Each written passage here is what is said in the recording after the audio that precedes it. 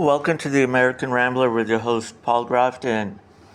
Okay, so we already know the obvious that Google is not putting conservative news outlets first on page, or, kind of like ground news, how they show bias, positive, negative. So I'm using Result Hunter to get Trump news that you would not normally find on other sites, or even other conservative or centrist podcasters on YouTube.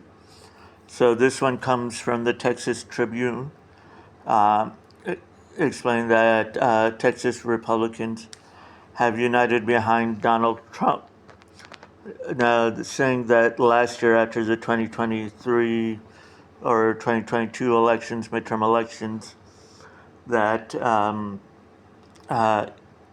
he was wrongfully blamed for the lackluster showings of Republicans, but that is not uh, uh, correct. It was the Romney and Romnification, just my opinion, the Romney and Romnification of the Republican Party. The fact is, Trump is reinvigorating a lackluster primary, a lackluster, um, uh, a lackluster political group. Instead, he is bringing back what's called the Blue Dog Democrats, while being also favorable to business. He looks at it both ways and seeing what is fair. Because remember, U.S. News and U.S. World Report said, but after the election of the mannequin, that Trump's tax benefits benefited the middle class the most. Now, try and figure out why the Democrats want to keep people poor. Because, hey, their target is the lowest class. The longer and the most lower class citizens they have, the more loyalty. In other words, they're trying to build a generation of dependency on the government. So these people that have 30, 60 years in office. Okay. So now U.S. Rep. Wesley Hunt of Houston endorsed Trump in a statement sent out to reporters before he even finished his November 22 speech at Mar-a-Lago, announcing the campaign to take back the White House. Yeah, in other words, Hunt has loyalty, which is the same that he expects, same way as Trump expects loyalty. Loyalty was Hunt's main motivator, he said in an interview with the Texas Tribune. Trump backed him in both his 2020 and 2022 primaries.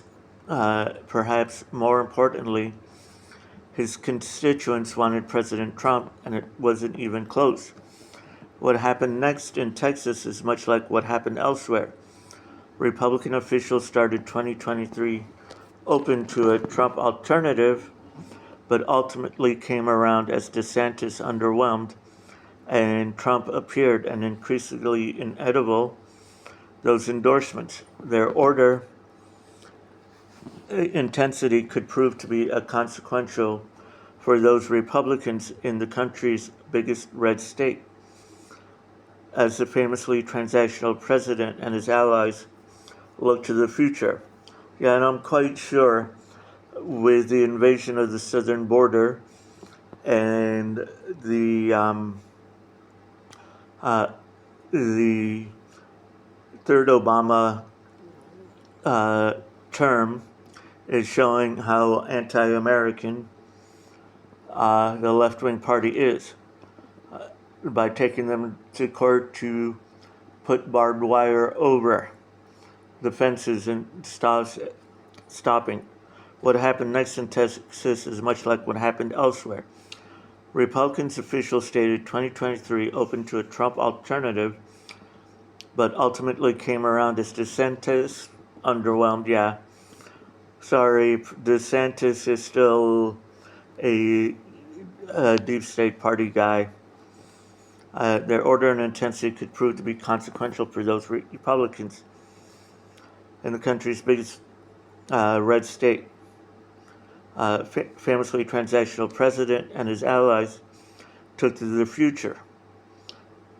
In other words, Hunt's calling some of Trump's allies they're a complete joke. In other words, DeSantis endorsing Trump instead of DeSantis staying away and endorsing Trump right away.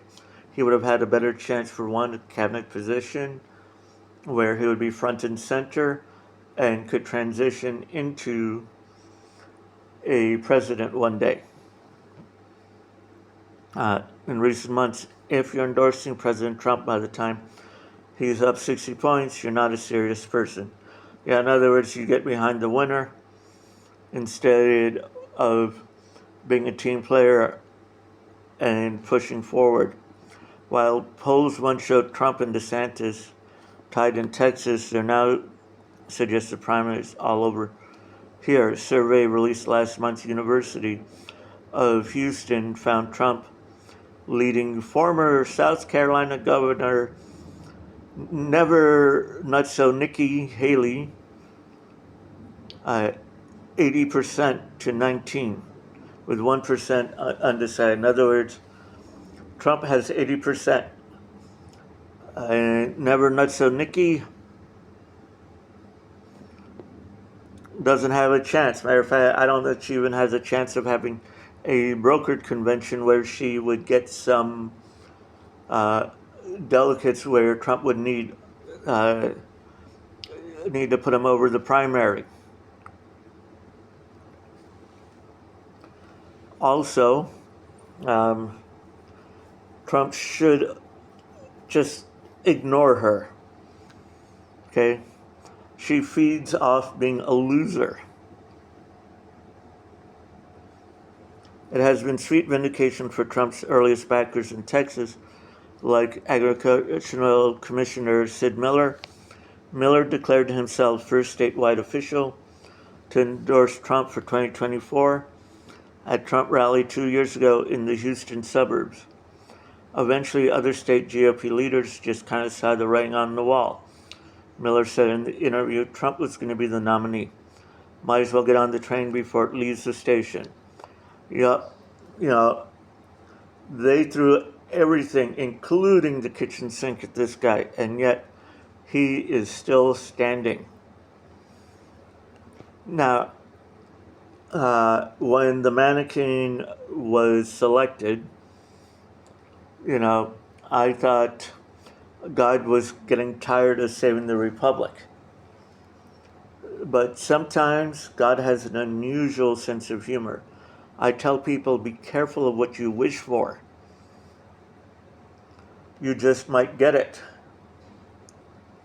And now people are seeing the reality, who Trump really is, not what the left claims him to be. All right.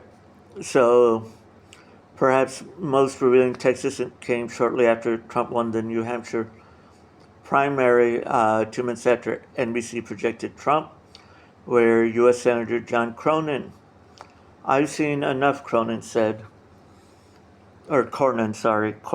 had spent much interest in a post-Trump direction for the GOP, and he said he did not plan to endorse in the primary regardless. Cornyn even said in May that he thought Trump's time has passed him by. But Trump's vanquishing of the primary field appeared to sway Cornyn, who also has his own personal political considerations. Yeah, you don't get behind Trump now when the party leaves the station. Now, Cornyn is helping host a major Trump fundraiser next month in Washington, D.C., along with U.S. Senator Ted Cruz and most of Texas House GOP delegation, including 2 new supporters. Dan Crenshaw, and Jake Ellzey. Yeah. After the 22 election, DeSantis was the hottest thing in Texas GOP politics about critics. Yeah, I know his Martha Vineyard stunt uh, was good, but you know what? I think we should leave Martha Vineyard alone and start sending our illegal aliens to New York and just keep flooding and flooding them.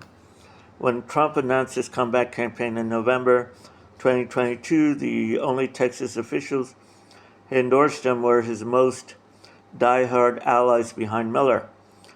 Attorney General Ken Paxton and 3 members of the Congress delegation, Hunt Reps Ronnie Jackson of Amarillo, who served him as White House doctor, and Troy Nehls of Richmond. Lieutenant Governor Dan Patrick, who had chaired Trump's 2016 and 2020 campaigns in Texas, only praised Trump's announcement speech in a Facebook post. Short, and is again serving as Trump's Texas campaign leader.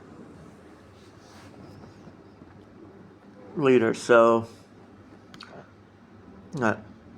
and now we also have Chip Roy of Austin also supporting Trump. Okay. But Trump was already moving to snuff out any traction for the Florida governor in Texas. Well, face the facts, DeSantis did not have a snowball's chance. So essentially, everybody but Never Nutzo Nikki has dropped out and is consolidating behind Trump. You know, Vivek Ramaswamy said it best. She is Dick Cheney in 4-inch heels.